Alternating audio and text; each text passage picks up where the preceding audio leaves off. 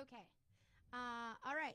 So, and this is actually our first live stream, by the way, because Oh, that's fun. I normally record these and then I like post them and like do whatever. But yeah, so I'm like just going the live stream route with this. So hi everybody on the first live stream. Are you ready? Ready. All right, let's go. Hello and welcome back to Honest CEO. I'm your host, Gisele Littrell, and today I have a wonderful, beautiful person with me. We have got to be friends over the years, starting as business acquaintances initially, and back when I had Strongman Services doing janitorial work, I did some work from her, and I definitely plan on coming in to get some work done by her. This wonderful, beautiful human being is Missy Hitz. Welcome, Missy, to the show. Thank you for having me. And I don't even know her entire background, and I'm going to let her share that for me and for everybody else listening. So, Missy, tell us a little bit about yourself. Where did you come from? Where did you go? That kind of thing. Cotton Eye Joe. Well, I grew up here in Erie, Pennsylvania, and I went to Penn State, started at Barron, went to school to be an engineer, came out with a degree in kinesiology, and wanted to be a physical therapist. Yeah, surprise. So that was kind of a roundabout. All right. You like that? I was one of those that when I graduated, I'm like, I want the heck out of Erie, get me out of here, and then I came back. Yeah. Yep, that happens. But I love it. Came back. So why? Why did you choose how that route from engineering and then into physical therapy and now having your own massage? There was some story happened in between that. There is. I changed my major so many times in college. I didn't know what I wanted to do. I figured if I just took multiple classes, it would point me in a direction. And my counselor's like, this shows no direction at all. And I really liked it made sense to you. It did. I really liked the puzzle of breaking things down and how things work. So I went from engineering to kinesiology, which is the study of human movement and how things are connected, and it's a puzzle, but it's in the human body instead of, in buildings and things like that. Right. I am a fan of kinesiology as well and have like pseudo studied it myself over the last 20 years because I was in the fitness industry and stuff. So I needed to know about that as well. But just my own personal healing and stuff like that over the years, I can totally see why you'd get fascinated into that. So what led you from kinesiology study into physical therapy, massage? Yep. Why the massage today? So for my externship, I worked at the Sports Medicine Center for Penn State University, and I really hated watching people go through pain right out of surgery, going through range of motion, and I like the happy massage part, and I love it. Just give me the good stuff, like one session, 1 hour, once a month, not 3 times a week. Yeah. I just love it. I get to meet more people, and so I happened to ride my bike past a massage therapy school, popped in. They're like, there's 1 seat left. I said, sign me up, and I did. It was the smallest class I had. I learned a lot about marketing that day. Oh, my word. Yeah. That's awesome. Yep. So you had already gotten your degree, and you went into the massage therapy. I was doing both degrees at once. Oh, my word. I'm crazy. I like to do a lot of things. It's like you knew you should be an entrepreneur immediately, because that's exactly what we do. We do like 100 things all at once. People ask why I'm involved in this and involved at, like, I was just telling her I was coming from a painting job before coming into the podcast. But I love being kind of everywhere all at once and focusing in on different things at different times. You know, like I can grow strongman. I've actually reduced strongman, and now I'm growing Tipsy Bean, and who knows what I'm going to do from there. I'm already like, what angle do I go from here? You know what I mean? Because once that's kind of self-sustaining and I can just kind of in a way dabble in maintaining that, what else am I building and working on? So I love that I'm not the only human out there like that. It's hard to not want to try everything when you're curious and interested in so many different things. So for instance, like outside of massage, like what are some of your hobbies maybe that kind of support what you do? Yeah. So as massage therapists, we are typically introverts. We talk to the back of people's heads most of the day. So it's fun to do other things that are, chatting with people, going out, networking. I love supporting Erie events through like the Erie Downtown Partnership and the Chamber. My husband started Your Sailing Adventure, which is a charter sailboat company. And so I help volunteer crew for him. So that's super fun. So fun. Twist my arm. I love sailing. I absolutely love it. I've got friends that have a sailboat. and I've got to learn how to sail, and it's one of the most amazing things ever. So I highly encourage anybody out there to take a look at that. Well, I'll definitely post his website in the show notes just because, they're like married and stuff. So it counts. Thank you. So that's kind of what got you rolling into that direction. What specifically made you want to go into business on your own as opposed to working for somebody else? Yeah. So, well, my parents are entrepreneurs too. They own Jungle Express, and I grew up thinking, didn't know that. yeah. How cool is that? So, and my mom, kudos to her, she's doing it all by herself now because my stepfather passed last year. So she's taking the reins and running strong with it. Oh, good, Yeah. good. So she's still staying the course. Yeah. Yeah, because Yep. that business has been around a long time. I want to say 20 years or something. 1979 they opened. Good Lord. That's, Yep. that's even before me. Like, I'm thinking, like, I've been here like 25 years or something like that. It's been there, since I was here. So Okay. has it moved? Did it move recently, or was it on 12th Street? They're on West 9th Street downtown, Oh, okay. but it's All by right. appointment only. She only wants to work when she needs to. It's wonderful. It's like semi-retired. I life. want to get to that point in life. I definitely know. hashtag life goals. So you've got that in you. The entrepreneurial spirit is kind of a part of your family.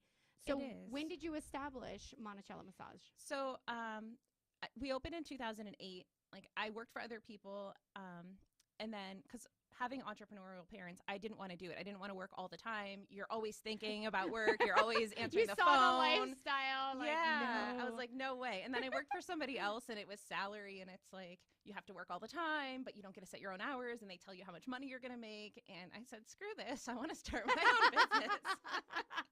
You're like, wait a So- minute. You do work just as hard, but you don't get to make the rules. Yeah. Yeah. Yeah. Yeah. So it's really fun. And I decided, okay, I'll start my own business, but I don't want employees. That's where it gets rough. Line in the sand. Yeah. Then I was working a lot because you don't set boundaries. So I was doing a massage Right. appointment at 8 a.m. and then another one at 7 or 8 p.m. and then spotted throughout the day. So I decided to hire my first independent contractor. And that's when things, got amazing. Everything worked out perfect. All the clients loved the new therapist. Just kidding. It was like starting a whole new business. They're like, she's not you. We want you. Yeah. No. Yeah. And Yeah. that's hard when you start to, and people, customers, they are excited for you to grow your business. Yeah. Like they want to see you succeed. They want to see you grow, but then they get attached to you. Oh, yeah. And they're upset that you haven't been around. And I still experience this in the cafe. I'm trying to slowly weed myself less and less time behind the coffee bar. People don't see me as much. And it's been a pain point for some of the regulars, Yeah. So if I am there, they're like, oh my gosh, you're here. And then they just want to catch up. And that's kind of why I can't be forward facing all the time. Because, Yeah. like we could sit there for 4 hours just You don't get anything catching up. done. You don't get anything done. And that's what I tell people. I'm like, I'm not here today. I'm technically here in the back. Don't tell any customers I'm here today because I'll do nothing but talk all day. And I love them and I want them to come back. So we want to have good relationships. And so we will go talk to them. So it's a hard thing to balance when you have worked so hard to create those really good relationships with customers. And then Yeah. you've got to like pull back and be like, but look, there's other good people in the world doing what I'm doing. Trust them. And really, they are an extension of you. So, and I can only imagine massage is intimate, right? Yeah. You got someone naked on a table Yep. and touching them all over. Like that is an intimate experience. So and I know this speaking personally, I've gone through other massage therapists and when one of them quits or leaves or they try to send me, I just don't like, when I have a new one, I'm like, ugh, like I don't want to start Yeah. all over with even just explaining my health problems and like, then it's that whole weird intimacy connection. Like, are they going to touch appropriately? Am I going to feel comfortable? Is the conversation going to be awkward? Like, are they going to make me talk at all? You know what I mean? Yeah. So, like, all of that, that's really interesting to navigate. So, how did you, because this podcast is about the first 3 years of business. And for anyone interested in going into something like this, that's probably, I would guess, one of the biggest obstacles that you had in the growth of your business in those first few years. And for, anybody who wants to go into something like that, or even like I'm saying in my business, it's coffee. It's a totally different industry. And yet I still had that, how do you release that customer connection, keeping it transferable onto the people you've trusted to hire. So Yeah. what did that look like for you? So definitely marketing. And I kept a lot of my clients. I hired people that were better than me. Like, I really sought out those anatomy nerds that really love the puzzle and figure things out. So I would start calling in one of my staff members to do a massage. Like, I was working on somebody and she had frozen shoulder, and that's not my niche. So I was like, is it okay if I bring in another therapist? Let me bring in Abby. So Abby came in. She thought it was weird at first, like, your boss is watching you, but she's cool. Right. They're all cool with it now. So I'd bring them in and they would see the results and say, oh yeah, she is better than you at this. I'm going to reschedule. Like, I actually just had somebody say that the other day. She's like, I went to somebody else when you were on vacation and I like her. Is it okay if I go to her and cheat? I'm like, yes, please. Like, that's the best compliment that I can have. That my because staff you know is you're good. doing exactly what you intended to do. Yeah. Yeah. Yeah. And that it is just that fear factor. I think that's a really interesting point. I don't know that I've ever seen it. And which is strange to me thinking about massage therapy. I don't remember having the trainer in with the trainee. Maybe if you went to a school and Right. that probably happens in that environment. But I can't think of any time I've been, and I mean, I've been getting a massage at different places my whole life. Yeah. And I don't think I've ever seen that. So I like that dynamic of like, you already have the person you trust, bringing in someone and specifically saying, this is for your benefit because they're better at that. That takes a lot for an entrepreneur to take a step back from being top dog. Like, you know, and admit that staff someone's is better than you at Yes. one thing. Yes. They don't know Many how to things. run this business, but they know this, and that's why I hired them, because they're an expert at this. Yeah. And, you know, same thing applies, like, in the coffee shop. They're always like, you got to hire you. And I'm like, well, if I hired me, it'd be somebody who's opening a coffee shop. So you can't hire me. You got to hire parts of me Yeah. into the different positions. Yep. Right? So my baristas, I've got one who she's extremely organizational, loves making lists and having everything laid out. Like, she's amazing. I don't like doing that. Yeah. Like, I want to see the vision of the event. I don't want to plan the details. Yeah.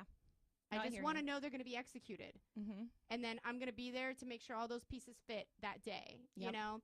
So, you know, when I have staff that are bouncing around in the coffee shop, and like this one, she's very organizational and everything, but I'm like, but I also need someone to work with her to lighten it up. Mm-hmm. You know, I still need that bouncy interaction between the customers and someone who's less detail oriented because they are customer focused. Right. So I try to have one of each of those on a shift. One that's very detail oriented, making sure everything's going to get cleaned, and take that person who's bouncing around and having fun Yep. and make sure they actually do their work. But the person who's really bouncy is going to make them laugh and have more fun and have better engagement so that they don't get too Absolutely. serious. Yeah. You know, so it's really important. And I don't know that I've even focused on this in any of the podcasts so far, but hiring who is like you in some way, Mm-hmm. but even better. Yeah. You know, Yeah, all that's the the key. great people will always say, hire someone better than you, because if you want to keep growing, you're not the best at everything. Yeah, all the you time. can't be the You can't expert be. at everything at Cannot all be. times. Even if you're an expert in Impossible. something, there's someone out there who knows more, and you can still learn from them. Yeah. You know, and I've Yeah. learned so much from teaching, and I can only imagine this is a thing for you as well, especially. Anytime you want to learn something more, teach somebody what you know. Oh, absolutely. And just going back to me having the therapist come into the room, I've taught at a couple different massage schools and ran the local massage school for 4 years. So it's in my blood to like mentor and jump in and help. I can't, and that shows. And your customers obviously like it. Mhm. What about your employees? Like, what did that look like for them? Had they experienced that before? Because I'm assuming they're all experienced. Yep. So I hired a couple of people that were in the field for a while, but mostly I go to the massage clinic, the student massage clinic here in Erie, very often. So I'm watching and like Yeah. scoping out who am I going to hire, who's on my Scouting. radar for the next 6 months when they don't know who I am and what's Right. going on. So I like to hire right out of school because they're trainable, teachable, and they don't have those habits or, those quirks. Yeah. I can kind of mold them the way I like. I like that. I, too, have had a similar experience where I don't like to hire a lot of people who have worked at Starbucks because they don't actually craft coffee, like the milk and the espressos and stuff like that. And so it's quite a shift for them to come in because they have it in their mind. This is how a coffee shop is run. Yeah. And if people are coming from like mom and pop places, it's run very much like mine is. You know, everything's from scratch. We got to build it all. We don't have things corporately laid out for us, you know. I don't have cue cards for everything. I'm like, you just need to remember the things I say, you know. So I agree on that. Like sometimes knowing less is more so that you can really mold somebody into what you want. So in regards to the first few years, what are some of the major obstacles that you had to overcome, some that maybe you saw and planned for, or maybe some that you were not expecting as an entrepreneur? Yeah. So I was so excited when I hired my first independent contractor. As I said, I thought all my clients would just be like, yay, there's more availability. And I reduced my hours, so that was not it. And after a few months, my independent contractor, her husband got a job out of state, so they moved. So I was like, yes, they're finally getting used to somebody. Oh, it's all me again. So that was very devastating. But we bounced back. I hired somebody. And what else? Then a few years ago, I entered into an office giveaway contest at the Renaissance Center that Tom Kennedy put on. And I was like, I'm not going to win. It's a marketing ploy. But I just, wrote up something like, I love Erie. I want to mentor people. Let me employ more people in the massage therapy field and help our community. And I won second place. So we got a discounted office space. And I just jump in. Like my husband plans everything and thinks about it. And I'm a jumper too. I know. That's why we get along. We're like, grab my hand, let's jump now, go. Exactly. So I jumped in, and then I'm like, oh my gosh, I have 3 massage therapy rooms, and I have to start hiring. But I had a whole year, and I've been going to the massage school, so I was watching the students and figuring it out.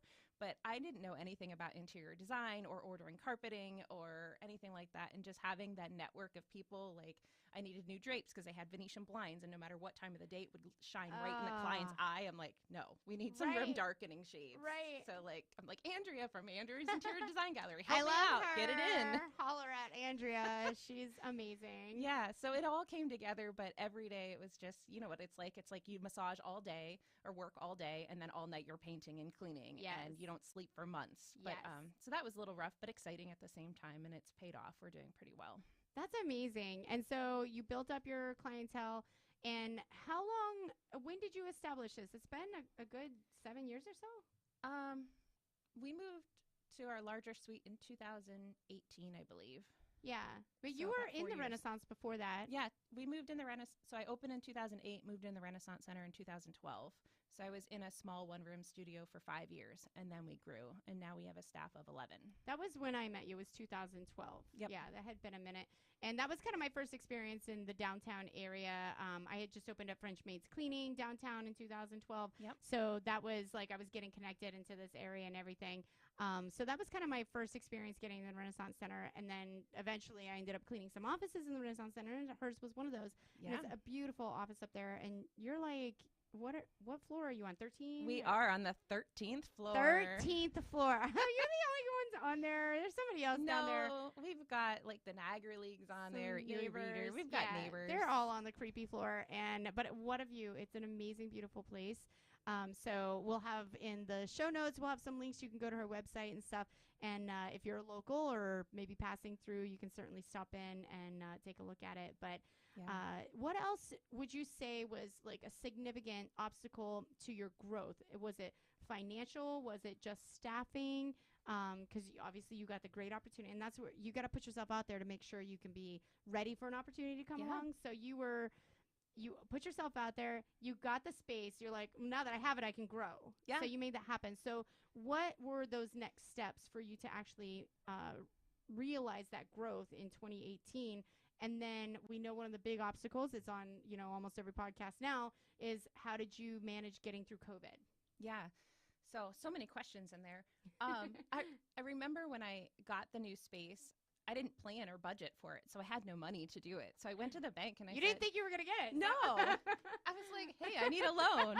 And they said, you don't have any assets. At the time, we didn't have a house. It's massage therapy is a bunch of sheets, lotion, and tables, nothing worth a lot of money.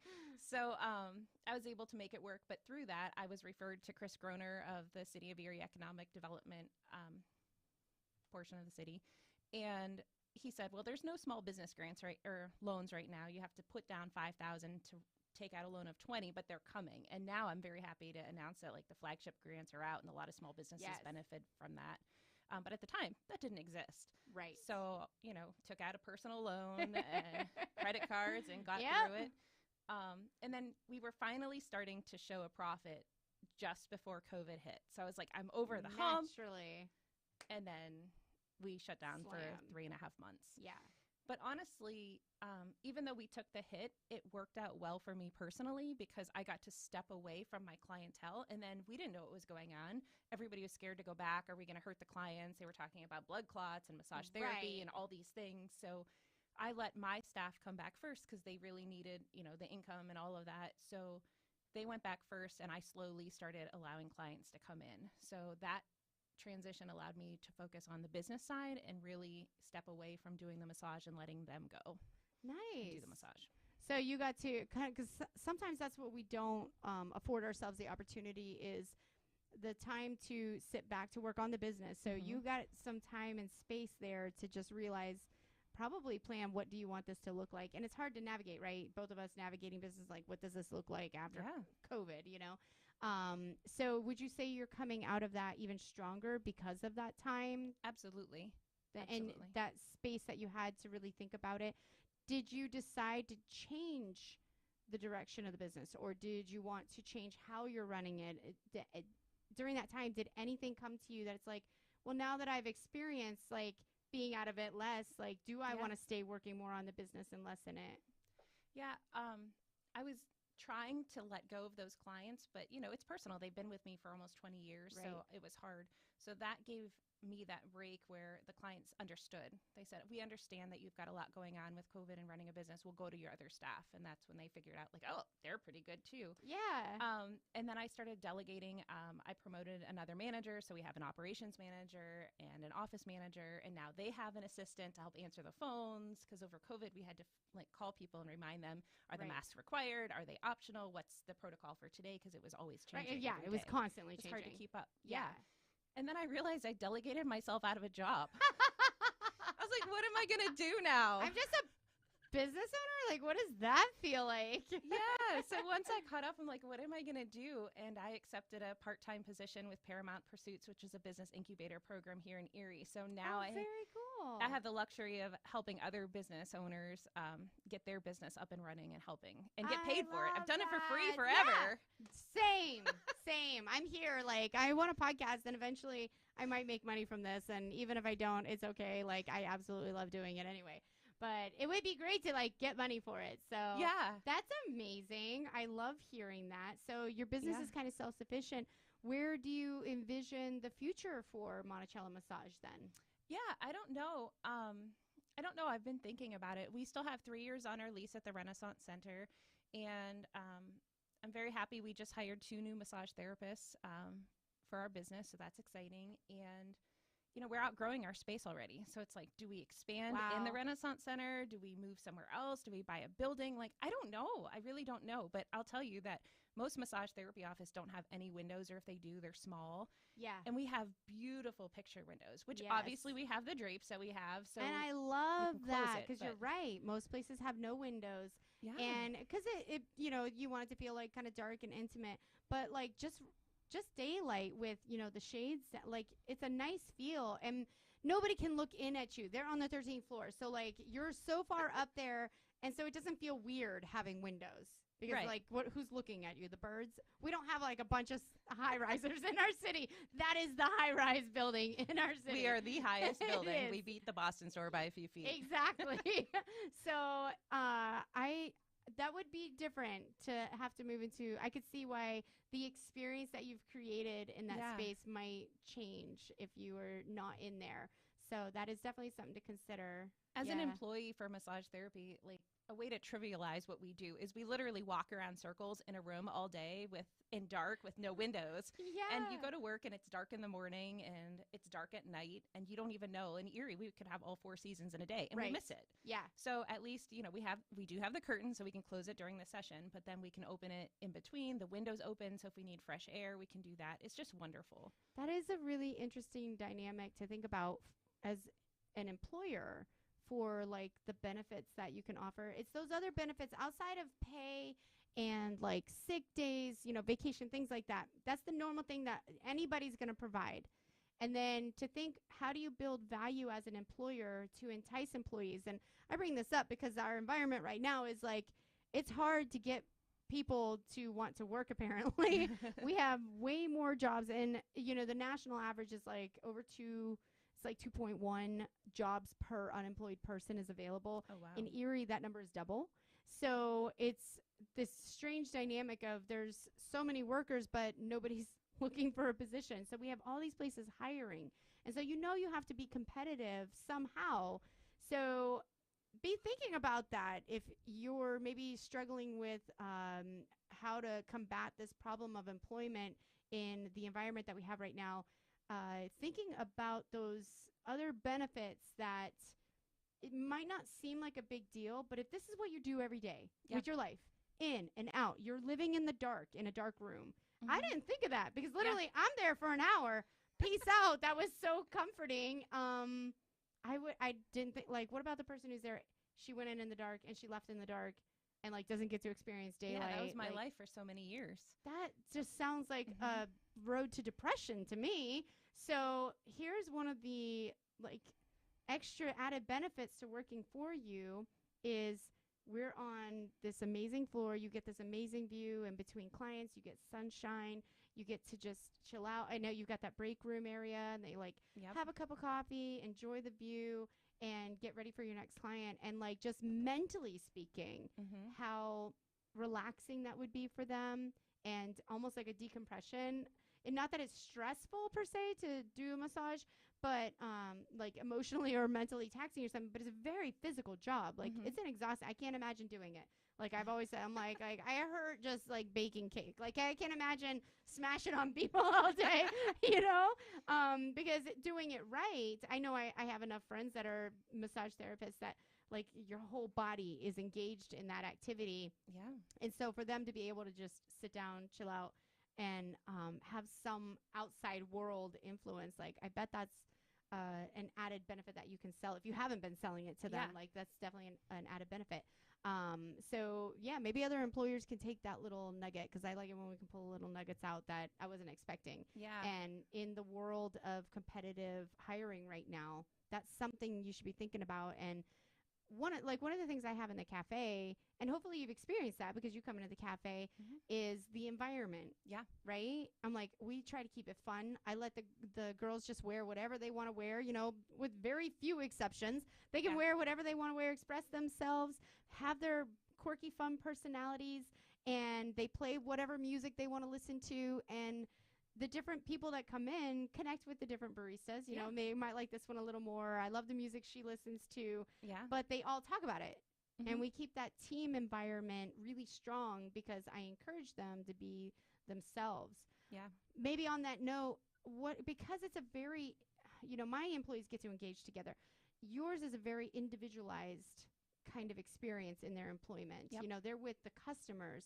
So how does that work as you form a team? Do you have to do team builders, or what experiences do you do to keep them together, to feel like they're working together? We are. So sometimes we don't see the same staff because we have like a Monday, Wednesday, Friday staff, and some people that only work Tuesday, Thursdays, or evenings and mornings. But we have a staff meeting every month, so everybody gets together, and I buy them lunch at Franco's Cafe and the Renaissance Center. That's what I love, all the different businesses in one setting. I love it.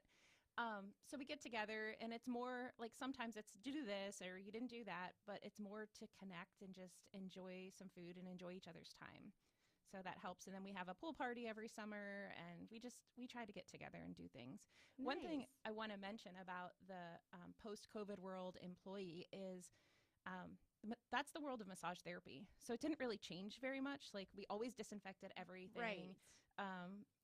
And with employees, massage isn't a 40-hour-a-week benefit job. There are a couple places out there that do that, mostly franchises, things like that. Right. But the independent massage therapists, most of them only work about 20 hours a week because they choose the lifestyle. Yep. They want that flexibility. So when COVID happened, it didn't really affect our industry, and there's always more jobs available than massage therapists. Okay. that's just the nature of the Well, job. that's good to know, because if Yeah. anybody's looking for a business to get into, maybe they weren't thinking of it. That sounds like it has a lot of flexibility to afford you. And Absolutely. again, it's not an area I had thought to go into. It's not something I personally want to do. I just want to enjoy it. But that's why I love having different guests, so that, like, you can just shine this light onto, different industries.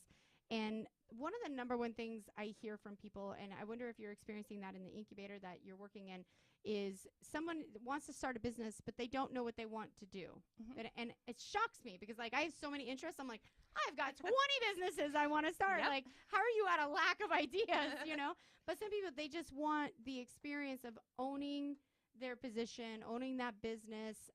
Even if they don't have like I'm like, I want to build an empire. Or I have this great or big plan for my life. A lot of people are just excited to just own that thing. They want to have control over that business.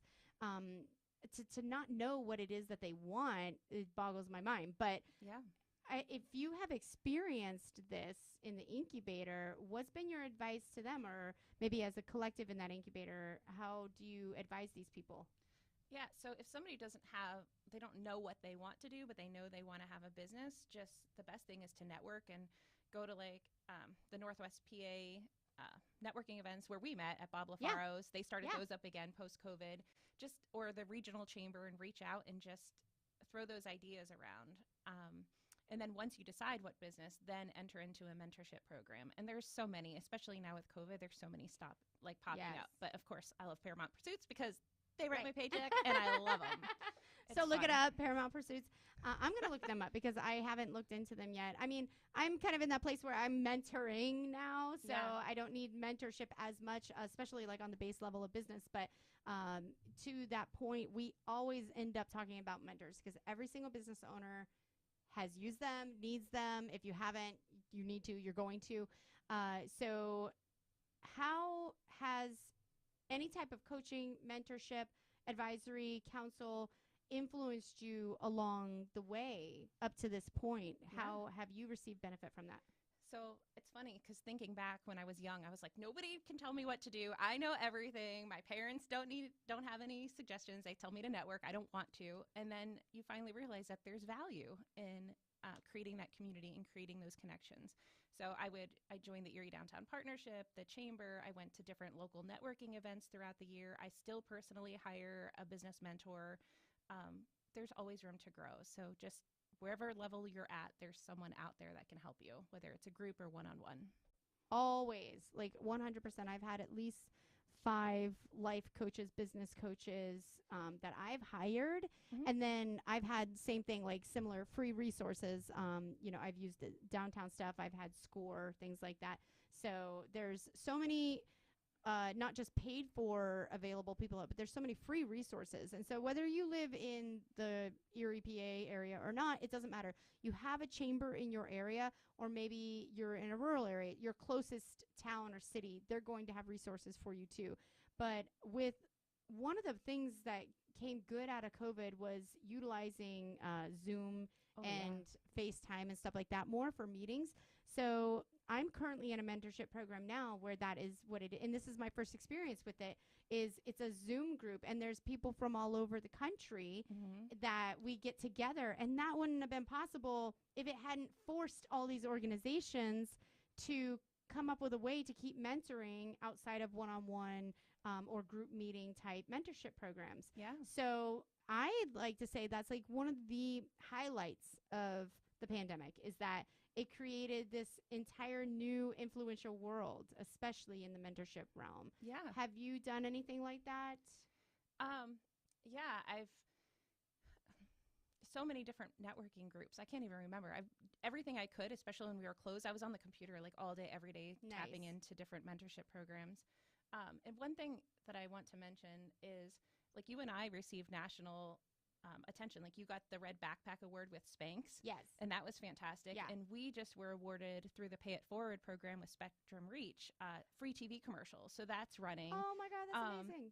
And it's like, that wouldn't have happened to a small business owner. Like, all these opportunities, just reach out. It's just amazing how Zoom and how technology and how COVID has, put a pause on things, but opened up other doors. It It's did. fantastic. It definitely opened up, grants and stuff like that Yeah. to business owners that normally wouldn't.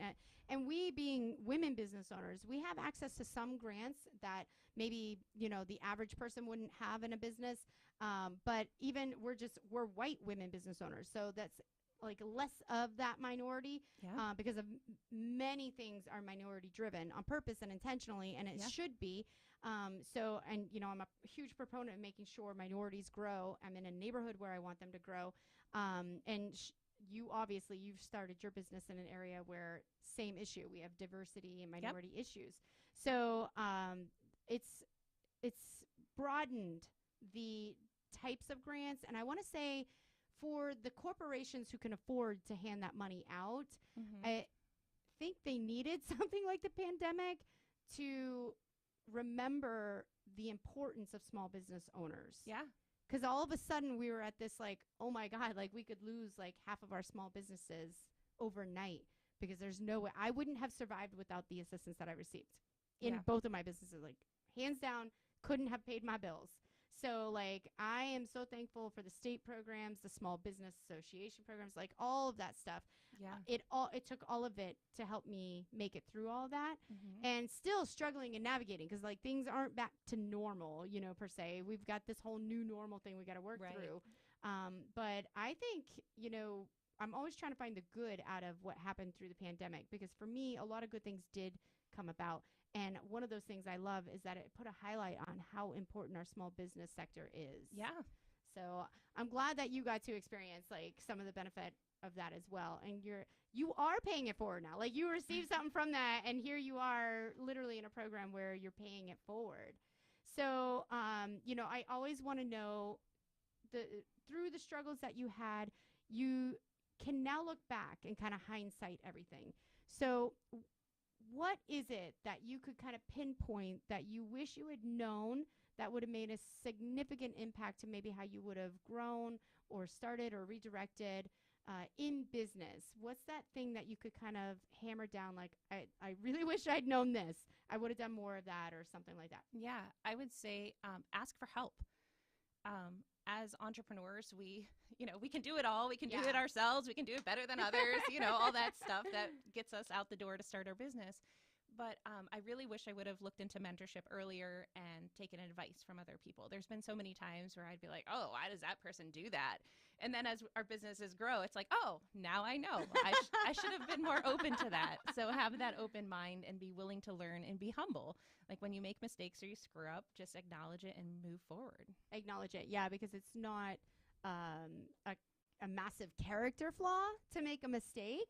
You're literally human. Yeah. Like you're going to make a mistake. Lots of them. And I think a lot of people do make that mistake where they're just like, they're going to whip themselves for the next month. Like, I'm an idiot. I can't believe it. No, like we all make mistakes. We all think we can do it. We can be self-sufficient. And it's hands down the number one thing that entrepreneurs say because it's true. And we make that mistake. Is there something specific that you could think of when you say ask for help? What was it for you that you should have said, I need help doing this? Or what was that? I would say boundaries. That's always been an issue in my life. And I'm that people pleaser. That's why I'm massaging people. I want to help people all the time, help everybody and not myself. And just set those boundaries. And like, for instance, as soon as you open a business, you start getting bombarded. Can you donate this? Can you do this for free? Can you donate it? Oh my God, bombarded. Set your limits, and maybe it's just donate time at the beginning, and then it's donate a gift certificate, and then maybe it's, whatever. Just set those boundaries. Yes, agreed, 100%. Boundaries are so important. I had another coffee shop owner advise me on that very exact same thing. And they had said, so once you open, everyone's going to come at you and want a gift certificate. And they're going to want coffee and like all this stuff for every single Chinese auction, every single benefit, every single sports team. And you can't afford them all. No. You will spend thousands of dollars on something that doesn't bring a return. Like these things don't bring a return. It just shows that you're involved in the community or you care. And they really play off of, especially people who really care. Like, I care. I know she cares. We both seriously love this community, and we care about other people. And so we want to say yes to everything. But when you have to be the business owner and you're making decisions that are going to affect people you have to pay, because if you're pulling money from the business for all of these things that don't bring a return back to your employees, meaning more clientele, you know, more benefits in some way, then you're taking from their paycheck too. But you're stealing from your potential growth of your own company by being nice to every single one of these things. So boundaries are hardcore, super important, very early on. But this other coffee shop owner said, because you're going to get pulled in all these different directions, after a few months, she's like, I just started telling everyone, I'm sorry, but my budget has been allocated for the year for charity. And I'm like, that is genius. Literally, I have used that for everything. For, you know, there's some salespeople for marketing and stuff like that where they won't stop hounding you. And I straight went to, my budget for marketing has been allocated for the year. Get back to me December next year before I make my decisions on everything in January. And tell me what you can do for me in 2023. And that shuts them up because, like, you've given them a hard line. That's a boundary. Like, it wouldn't matter what you say to me. Doesn't matter. Like, from here on, I've allocated that budget.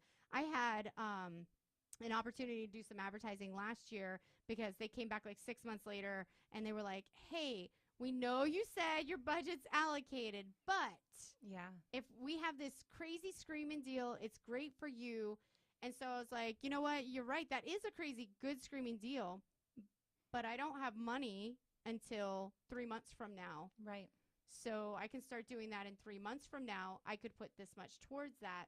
And so they ended up working out. Basically, I was getting like 3 months free of an advertisement because they wanted to get me in now to secure that I would do it later. Right. And I'm like, okay, cool. I'll be open to an opportunity. But you don't want people making those decisions for you. And they will just make them for you if you allow yourself to just keep saying yes or not have a definitive answer for them. You know, like, I don't know when I'll be able to afford some kind of advertising with you. I don't know when I'll be able to afford having Chinese auction giveaways. So having something hardcore that says it, and I even posted about it on my Instagram and stuff like that. At the beginning of the year, I was like, anybody who has any charitable events or you're interested in us being a sponsor, please get that in by the end of January for this year, as I will be allocating my charitable budget. By February 1st.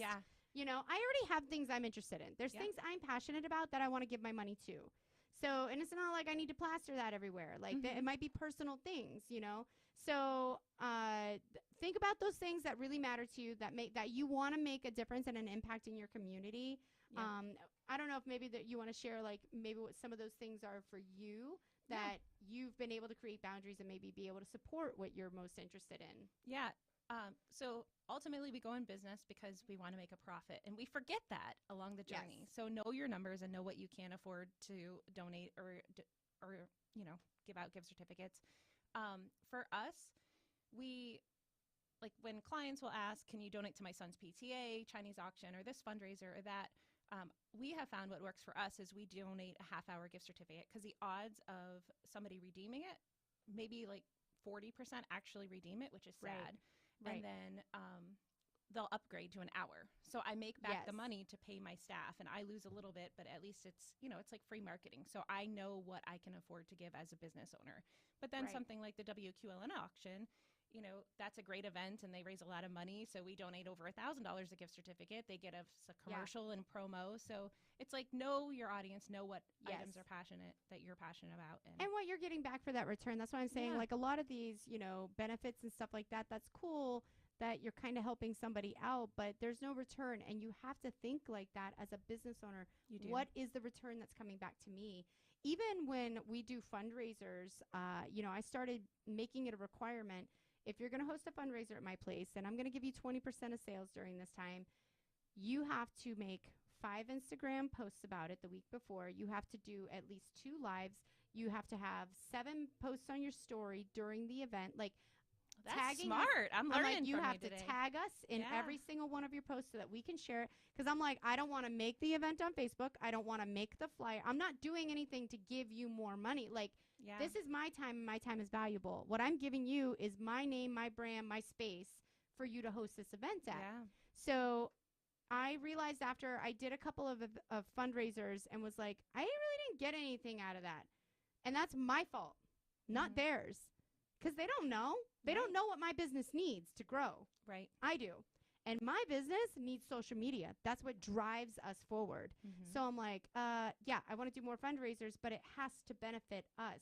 And so if you're creating content for me to share on social media, that's gold for me. Yeah. Like, I didn't have to create it. I didn't need my staff to make more time. Now I have content that I can use in the future, too. I can snag that, use those photos, and have them share everything that they get for that day. So now I can use whatever they posted drinks. They posted, you know, we had a ballet group there. I've got fun ballet photos in the patio that I get to use anytime I want to be like, when you want to host your event. You know, we had one for ears for the bunny rescue. Adorable photos. We get to use, you know, sharing bunnies on our social media whenever we want. Yeah. So thinking about how it's going to benefit your business is not selfish. No. It's financially responsible for you in order to continue operations, to continue growing. It's responsible for you to help maintain somebody else's livelihood and as keep an your employer. employees employed. Yes, exactly. You need money for that.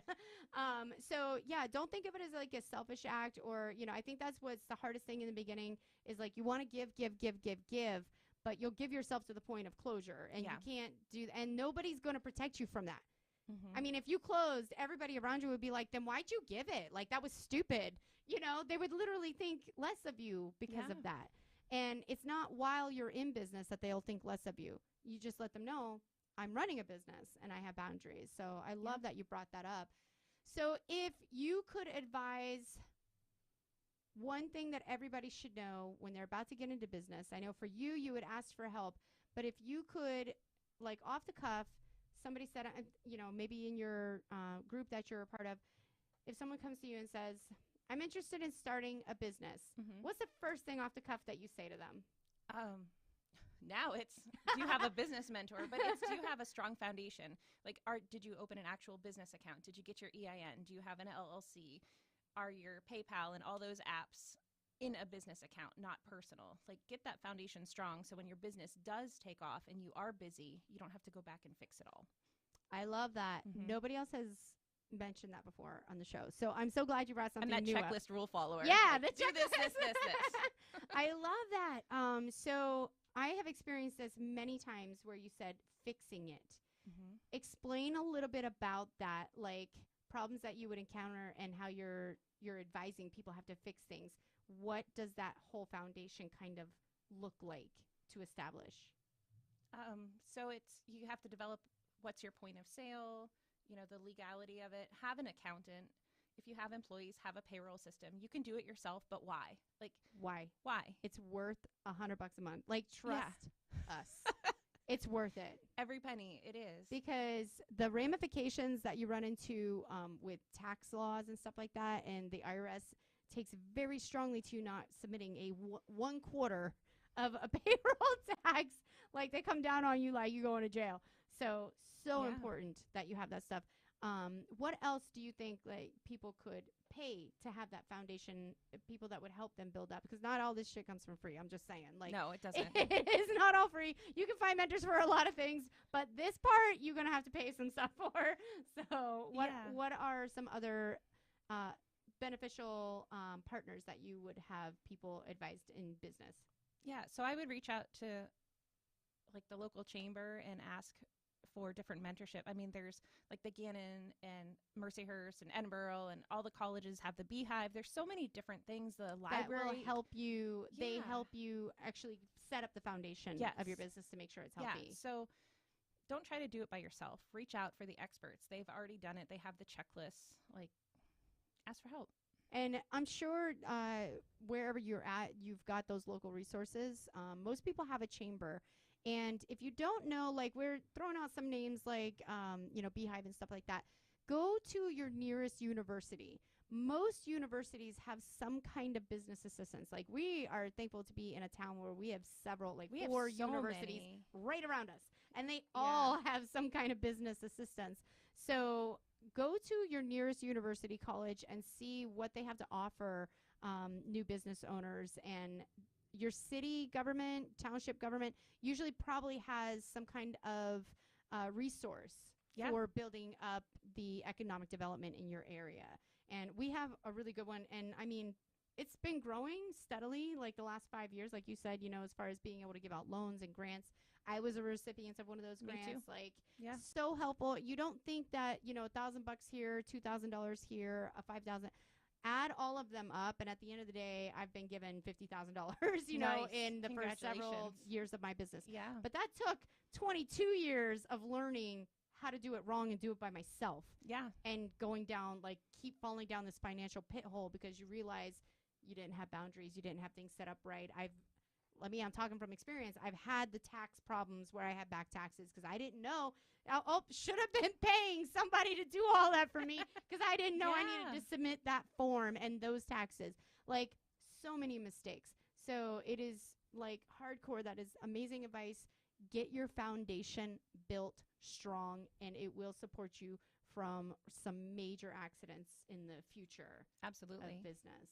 Any final parting words? Anything else you'd like to say? Yeah, so I just want to do, since you mentioned it, a little plug for the career of massage therapy. So it's a fantastic field because you do get that work-life balance, that keyword that I love and hate at the same time. What is that as an entrepreneur? But it's like flexible schedule. You get to help people. For an hour, you shut off all electronics. I mean, you have the music playing, but it's like the phone is off. You're not getting messages. The lights are dim. The music is soft. And it's just wonderful. Like, now that I'm not doing as much massage, I'm like, oh, I need to start adding some relaxation time because that was my decompress time. It's like focus on somebody else and get out of your own head. And it's such a wonderful career. I love that. I love that there's so many hidden benefits to it that I wouldn't have thought of. You know, for me, I'm just like, that seems like an exhausting job. But like, you add all those things together, and you're like, oh my gosh, that's not, because my life and my jobs are always like high energy, high stress, you know, deadlines and details and you know, coffee in and of itself. I'm bouncing all over the place anyway, but there's some really cool hidden benefits that I wouldn't have thought went into your industry. And I think that's super cool. Kind of like some of the things I'm seeking. You know, a lot of people are seeking that decompression, that mental, you know, relaxation. And I mean, that's, you know, one of the reasons people go to massage, not just, you know, for health reasons physically. But I think, too, we don't afford ourselves a lot of downtime. And so that is like a complete disconnect. You have to disconnect from your phone. You're not going to be answering your phone while you're in and a your massage. watch is off. Like, you just 100% decompress for the therapist and the client. It's wonderful. Yeah, that's amazing. So either go find a local massage therapist near you and support them, or if you are interested in starting your own practice, you can reach out to Missy. We're going to have all of her information down below in the notes. So I thank you again for being here and sharing your story with us. Well, thank you. On behalf of me and the staff at Monacella Massage and Kinesiology, we appreciate this opportunity to get the word out. So thank you. We love what we do, and we appreciate everybody. Thank you. Awesome. All right, peeps. So until next time, have a wonderful, prosperous, and productive week. Peace out. Peace.